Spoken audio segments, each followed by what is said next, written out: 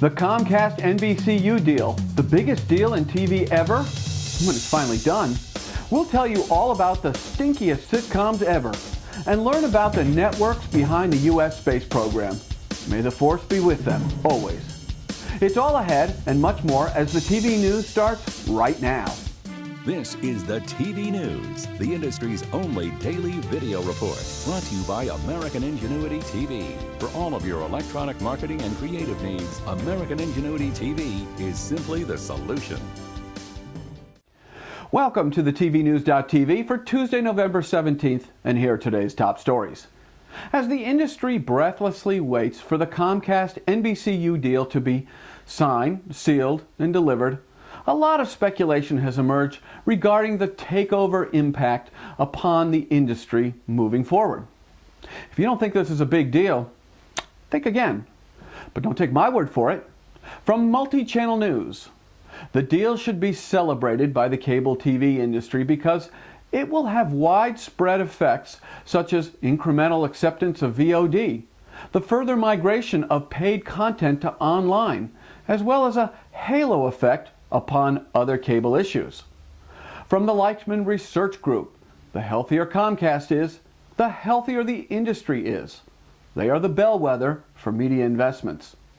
From the LA Times, the Comcast NBCU deal is expected to be such a fundamental deal changer, it will begin altering the underlying business model that has guided the cable industry for decades.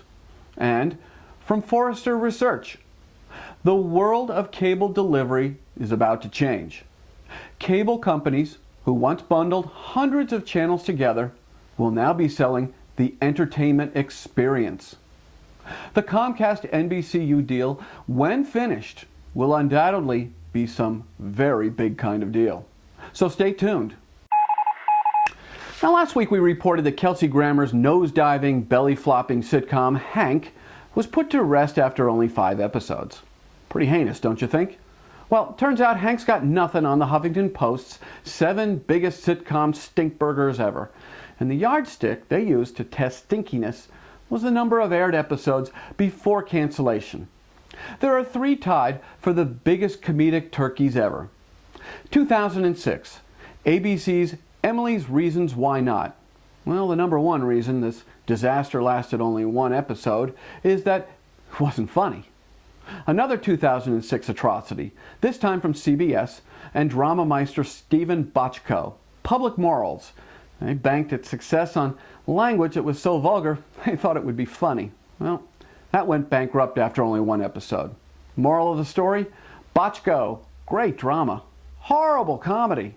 And what is generally considered to be the granddaddy of sitcom flops, CBS's 1979 lame Animal House ripoff, Co-Ed Fever, which was dismissed after but 1 episode. For more on TV's worst sitcoms ever, log on to HuffingtonPost.com.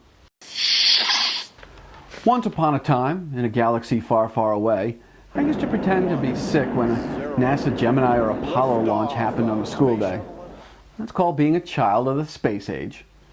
Yesterday, the penultimate shuttle mission lifted off the pad, and I felt that old familiar thrill. There are but 3 networks that carry on the tradition of covering man's exploration of space. CNN, which has been committed to covering the space program since the news network was launched in 1980. NASA TV, no surprise there. Well, they've been on the space program televising job for over 25 years. And Mark Cuban's HDNet, which has been America's high-def source for covering the U.S. space program since 2005.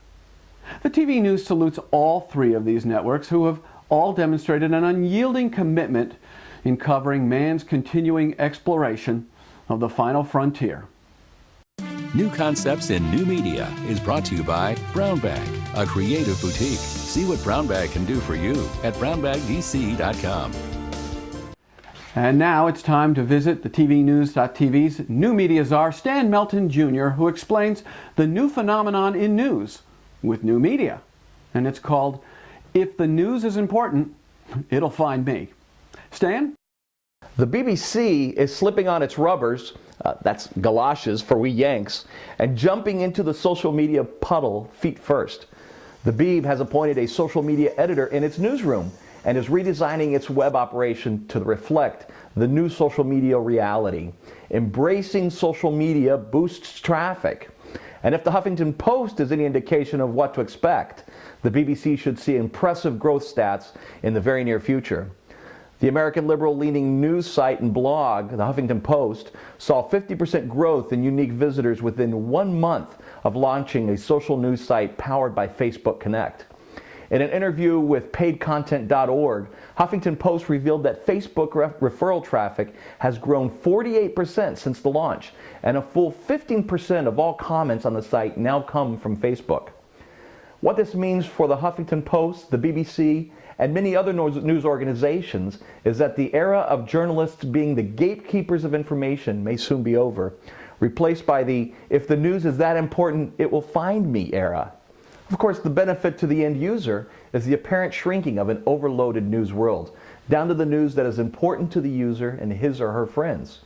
They find that what their friends are reading is at least as important as the headlines displayed on a news site's front page. Huffington Post and the BBC are hardly the only news outlets to wade into the social media waters. The New York Times began experimenting with a similar social media approach more than a year ago, and the ABC television network is reportedly pursuing a social media hybrid of its own. Now, not all social media experiments will pay off as well as the Huffington Post's, but with results like that, it's safe to say that the social news is here to stay. And we thank you, Stan. And remember, you can catch Stan Melton's new TV concepts in New Media Report every Tuesday here at the TVNews.tv.